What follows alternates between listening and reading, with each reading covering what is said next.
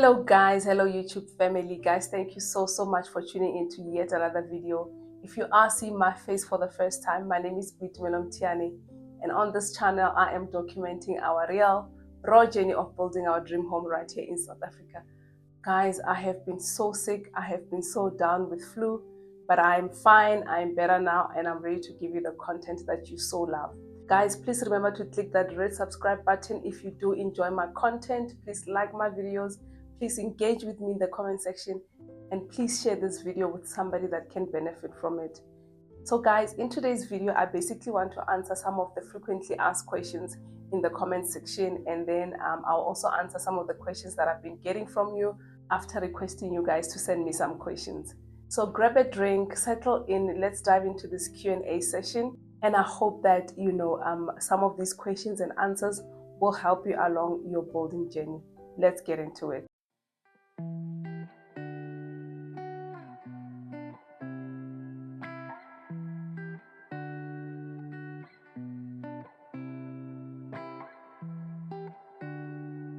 So guys, just excuse me because I'm gonna be looking down quite often as I read the questions. So one of the questions that I got was, what was your total budget for the build, and have you gone over it? Were there places that you could cut costs without compromising safety?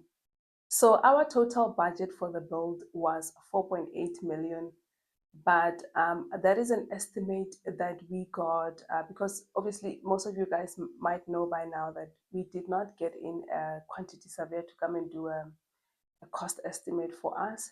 So we basically worked on the NHBRC and the estimate that we got from our architect. But as many of you may know, estimates and reality don't always match. So there are areas where we do go over budget, but obviously we are always constantly looking for ways to cut costs, but obviously cut costs in a manner that wouldn't affect the structural integrity of our home. So we try our level best to compare supplier codes and obviously negotiate where possible. And I found that that does really help, because you know what, when you are building from your pocket, every cent counts. And then somebody asked the question, do I need to enroll with NHBRC for adding a nanny flat to an existing house? So I think this question is also relevant to many people that might want to know if NHBRC is required, when you are extending a house for whatever the purpose is. So this will obviously depend on the scope of the extension. And since this person has already submitted the plans to council, the feedback will usually come, through the architect who submitted the plans to council. But usually if the structure is small and not complex, like there are no large spans or upper floors or unusual features, then in most cases you don't need a structural engineer or an HBRC enrollment. But if there is structural complexity, council might then want an engineer to sign off, and this is where NHBRC enrollment will be needed, more especially if you intend to insure or sell the house later on. And then the next question is, should I start by buying land or doing a plan? Always start with land. This is very important because the type of land that you will acquire will determine the type of house that you can build. Its slope, its orientation, its zoning requirements all influence the design of the house. If you start with a plan first, you might end up having to make some major changes later on, which means extra time and money. So I would advise that design should follow land. And I mean, when we bought our land, I can remember the architect came with us to the site, just to see the views on site, and so that he can also, maximize on the views of the land. So that is very important as well. So you don't want to start with the plan first and only find that, the house does not maximize on the best views of the site. Maybe you've got an ocean view there and you're covering it. The next question is, what is the best season to build in South Africa if you're on a tight timeline? So I think if a drying time is important, like it is for brickwork, for the plaster, for the slabs, then South African winter months are ideal. From May to August, the weather is quite dry and consistent. which can allow work to progress without interruption. But just be mindful of, shorter daylight hours, because obviously the winter days are quite short. And the next question is, does the NHBRC certificate have an expiry date? And the answer to that is yes, it does. NHBRC project enrollment is valid for 5 years from the date of registration. If you take longer than that to build or complete your house, then you will obviously need to re-enroll with the NHBRC. This is just to ensure that the NHBRC can still provide you with oversight during the actual construction phase. So if you are building slowly or in phases, just be mindful of the 5-year period. So the next question is, how long does NHBRC registration take before building can start? So the NHBRC enrollment process can take anything between 7 to 21 working days, but obviously that will depend on their workload and how complete your documents are. So in our case, we went there, I had the whole pack because I made sure that I Googled and I checked what are all the things that are required. We had complete documentation, so we got our certificate the same day, or maybe it was just good timing. But yeah, we got our certificate the same day. So I think it is important that when you go there with your contractor, that you have all the documents that they require so that your registration is quicker. So the next two questions are almost similar, so I'm going to bundle them together. What type of engineer is used for a house? Is it a civil engineer? And what role does a structural engineer play in building a house? So basically, the type of engineer that is required for building is a structural engineer. So what a structural engineer does is he ensures that your house is basically safe, stable, and structurally sound. So they will design and calculate the correct specifications for the slabs, for the beams, for the columns, for the roof trusses, based on your architectural drawings. So if you are building a double story using cantilevers, or you are building, on a slope, then their role becomes even more critical. The structural engineer also often signs off on key stages. This is just so that they ensure compliance with the NHBRC as well as insurance companies. So the next question is, why didn't you use the bank's money instead of using your own cash to build? I get this question actually quite a lot.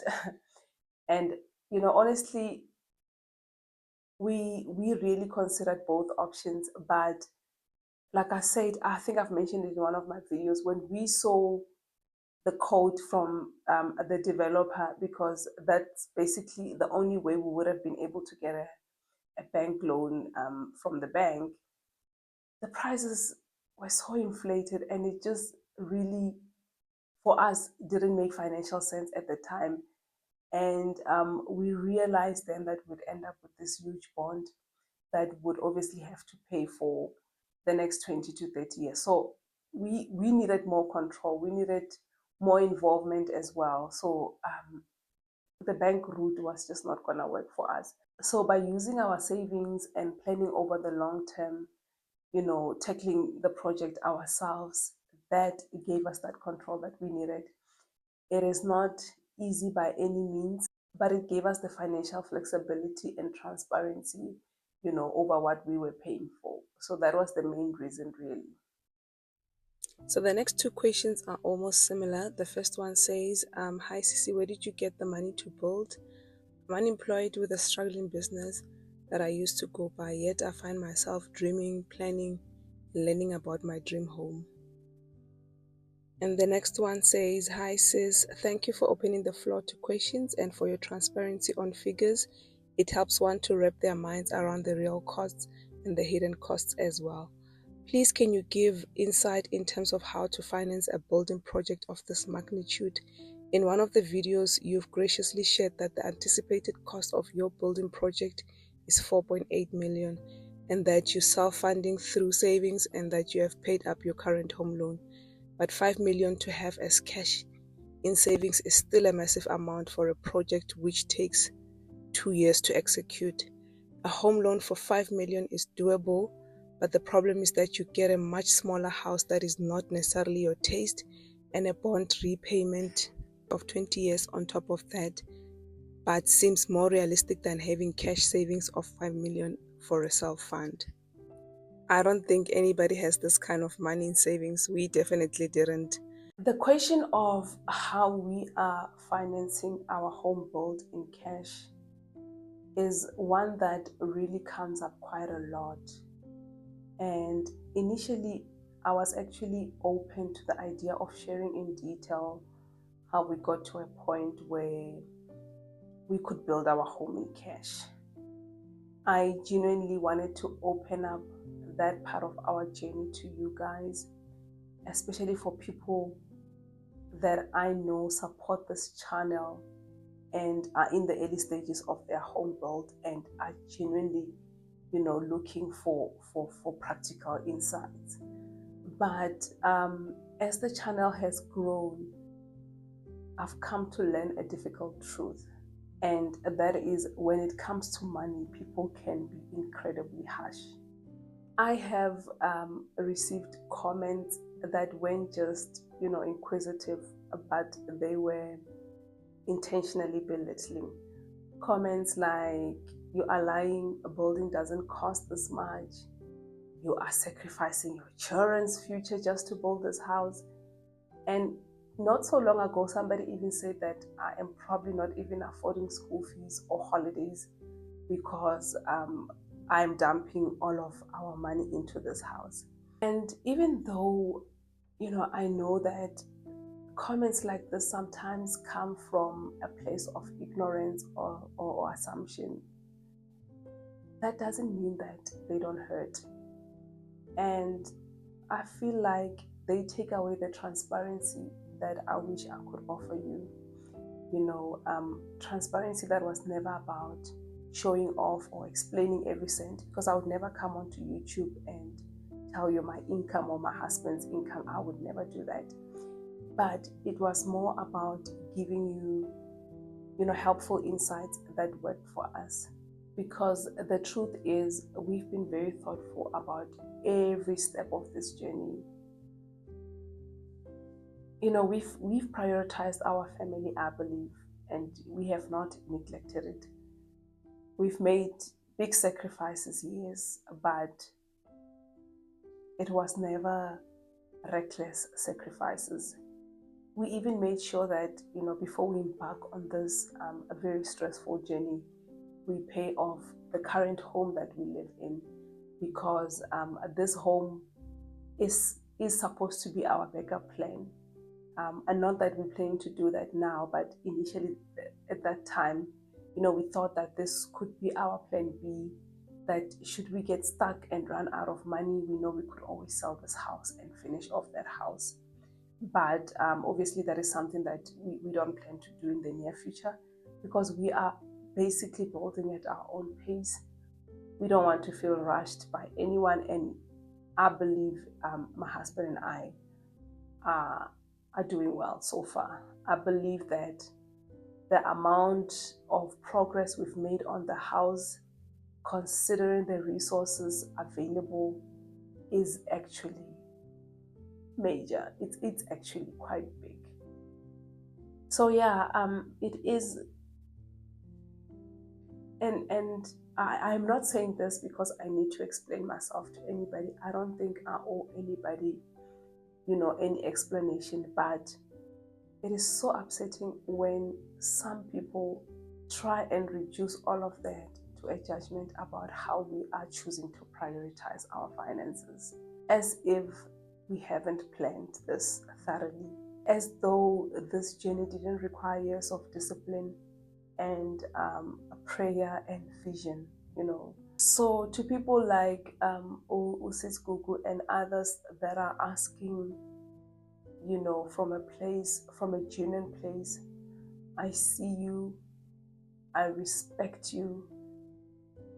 I know you are asking because you are trying to understand how to build smartly and not fall into lifelong debt. And it breaks my heart that the behavior of a few people forces me not to be able to share that with you. So at this stage, this is a question that I am not going to answer. not because I do not want to help you, but people's cruelty has made that space unsafe for me to share. And I'm so sorry about that. What I can and will continue doing is sharing the building costs. I will continue sharing the lessons, the tools and the strategies that I've always shared, and things that you can use, whether you are building cash or whether you are building via a bank loan. That is where my heart is, and that is where I want to keep serving you. Thank you to everyone who engages with kindness. And to those walking this journey too, I see you and I'm rooting for you. So yeah, guys, that is it for today's Q&A video. I hope that these answers have helped give some kind of clarity and confidence in your own building journey. If you've got more questions, please do not hesitate to drop them in the comment section below. I'll either answer you directly or I will do a follow-up video. Don't forget to share, don't forget to like, don't forget to subscribe, don't forget to comment. And if you're already part of this amazing community, thank you for walking this journey with me. Up until next time, keep building, keep dreaming, and remember, beautiful homes aren't just built by millionaires alone. They are built by people with a vision and a plan. Thank you so much for watching until this far. Love you. Bye.